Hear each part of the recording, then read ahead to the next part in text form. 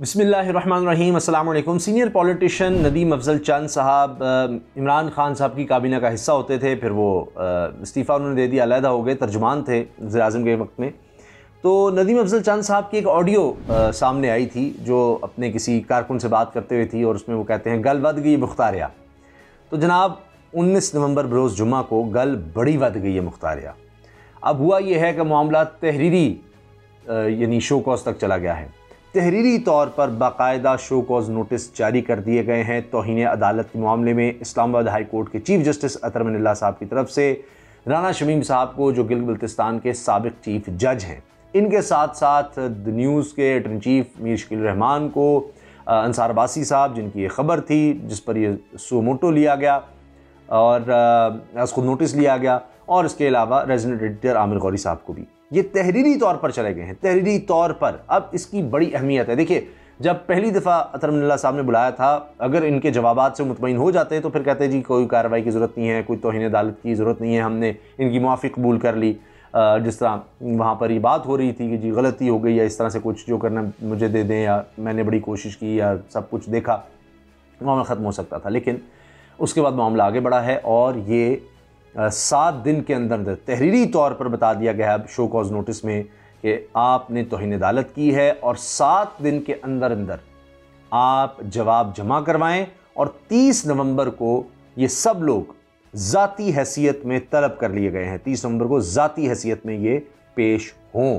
अब ये बात सामने आ गई है। अच्छा, इसमें देखें आप कि जो ये तहरीरी तौर पर अब इनको बुला लिया गया है, उसमें वाज़ेह तौर पर नज़र आ रहा है कि अदालत बिल्कुल भी मुतमईन नहीं है। अब हुआ ये कि मियाँ नवाज शरीफ के हवाले से कहा जाता है कि जी जितनी भी मुसीबतें, परेशानियाँ या मुश्किलात कह लें, या जिसमें वो घिरे हैं, ये उनका अपना किरदार है, उसमें मरीम नवाज साहिबा का बड़ा रोल है, और वो उन लोगों की एडवाइस पर, उन लोगों के मशवरों पर चल रही हैं जो कि इलेक्शन ही नहीं लड़ते, और उसके असरात मियाँ नवाज शरीफ पर जा रहे हैं। अब मियाँ नवाज शरीफ जो हैं वो भी मरवाने लग गए हैं अपने चक्कर में दूसरों को। अब ख्याल तो ये था कि जिस तरह से राना शमीम साहब को बुलाया गया बरतानिया में, वहाँ पर इनसे एफिडेविट ये लिया गया, बयान हल्फी लिया गया, और उसी नोटरी पब्लिक से इसको टेस्ट करवाया गया, जिससे मियाँ नवाज शरीफ साहब की सारी चीज़ें टेस्ट होती रहती हैं। तो यहाँ पर जब खबर छापी गई और उसके बाद यह छपवाई गई, तो उसके बाद ये हुआ कि प्रेस कॉन्फ्रेंस हो गई नून लीग की तरफ से। शाहिद खान अब्बासी साहब, ख्वाजा आसिफ साहब ने कहा जी इस पर सो मोटो लिया जाए कि एक साबिक जज, गिलगित बल्तिस्तान का चीफ जज ये कह रहा है कि जी मेरे सामने, मैं इसका ऐनी शाहिद हूँ, मेरे सामने साकिब निसार साहब जो उस वक्त चीफ जस्टिस ऑफ पाकिस्तान थे, उन्होंने हाई कोर्ट इस्लामाबाद के जज को फ़ोन किया, और मुबीना तौर पर आमिर फारूक साहब का उसमें कहा गया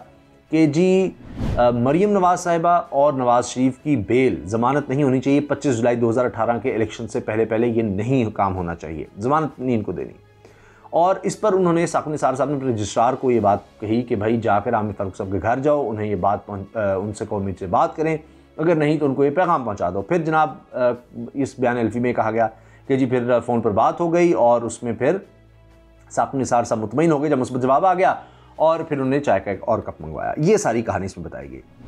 जब ये चीज़ सामने आई और कहा गया नून लीग की तरफ से जी ये देखिए इस पर सो मोटो लें, तो सो मोटो तो हो गया, लेकिन उस तरह का नहीं जिस तरह का नून लीग चाहती थी, वो उल्टा पड़ गया।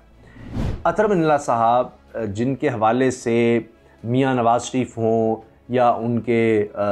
पसंदीदा इदारे, सहाफ़ी, जो भी आप उसको कह लें,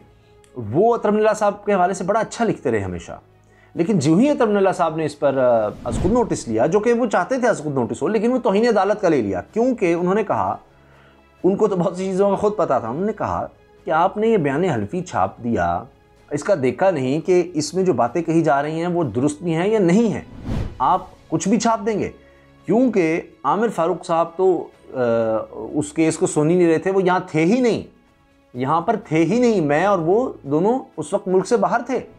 और उसमें कहा जा रहा है जी उनके घर जाओ, उनसे मेरी बात कराओ, ये करो वो करो, और फिर ये कि जी कोई डेट ही नहीं ली वकला ने, यानी उनके नवाज शरीफ के, मरीम साहिबा के वकला पाकिस्तान के सबसे बड़े वकला थे, उन्होंने भी नहीं कहा कि जी हमें कोई तारीख दे दें जल्दी, से मुराद ये कि जी इलेक्शन से पहले पहले, यानी इलेक्शन से वैसे 31 जुलाई तक मामला गया, हेयरिंग 31 जुलाई की हुई, उससे पहले ज़मानत का कैसे हो सकता था जब वकला ने नहीं कहा कि जी हमें ज़मानत दे दें उससे पहले, वो तो डेट ही बात की चली गई। तो ये कहानी कोई बन नहीं रही थी। अब इस तहरीरी शो कॉज नोटिस का मतलब ये है कि अदालत अब इसको आगे तक ले जा रही है, और जो सोशल मीडिया पर जो कुछ कहा गया तरमल्ला साहब के हवाले से कि जिनको बड़ा अच्छा जज समझा जाता था, उन्होंने ये कर दिया, वो ये कैसे कर सकते हैं, ये बड़ा गलत है, सारा कुछ है, उससे वो दबाव में नहीं आए और वो आगे बढ़ते चले जा रहे हैं। और अब लगता है कि इसमें मंतकी अंजाम तक इस केस को पहुँचा कर रहेंगे, क्योंकि उन्होंने ये तक कहा है कि जी आप साबित कर दें तो साकिब निसार सबको बुलाया जाएगा, साबिक चीफ जस्टिस ऑफ पाकिस्तान को बुलाया जाएगा, अगर साबित कर दिए जाए बात दुरुस्त है। लेकिन सिर्फ एक शख्स किसी के बारे में हलफनामा दे दे, खुद अतमल्ला साहब ने कहा जी मेरे बारे में कोई हलफनामा दे दे, मेरे फलां जगह जायदाद है, ये है, तो आप छाप देंगे, कुछ भी कर देंगे, बगैर इन्वेस्टिगेट किए कि इसमें जो कुछ कहा जा रहा है वो दुरुस्त है भी कि नहीं है, ये बरतानिया में क्यों हुआ है, कोई इसका कोई सवाल का जवाब, तो इस बारे में क्यों नहीं कुछ किया गया। लेकिन अब चूँकि इस्लामाबाद हाई कोर्ट ने इसका नोटिस ले लिया है, अब एक एक चीज़ सामने आएगी। अलबत्ता जो मेरी भी बात हुई, राना शमीम साहब के बेटे हैं, ख़ुद भी सुप्रीम कोर्ट के एडवोकेट हैं,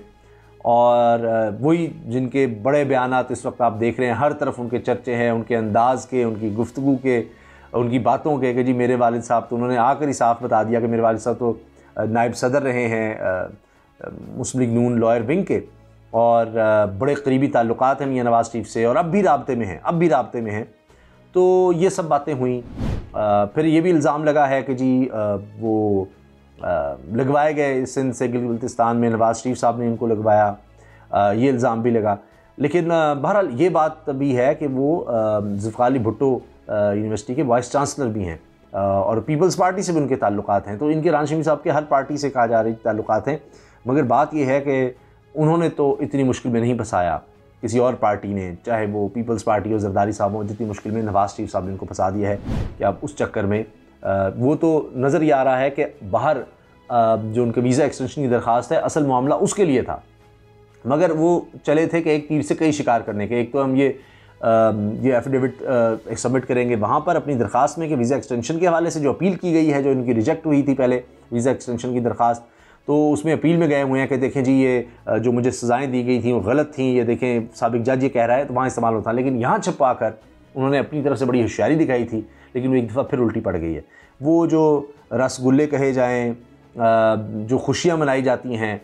इदारों को दबाव में लाने के लिए कोशिश की जाती है, वो एक दफ़ा फिर उल्टी पड़ गई है। और अब अतर मिनल्ला साहब के ख़िलाफ़ जो भी आप कर लें, जितना भी सोशल मीडिया पे लिख लें, लगता है कि अब वो इस केस को तो आगे चला रहे हैं, क्योंकि तहरीरी तौर पर ये सबको चला गया है। तहरीरी तौर पर अब उनको जवाब देना पड़ेगा, एक एक चीज़ को उनको साबित करना पड़ेगा कि किस तरह से ये ख़बर आई, ये जो कुछ इसमें कहा जा रहा है उसके सबूत क्या हैं, जो इल्ज़ाम लगाया जा रहा है ये किस तरह से सही है, दुरुस्त है,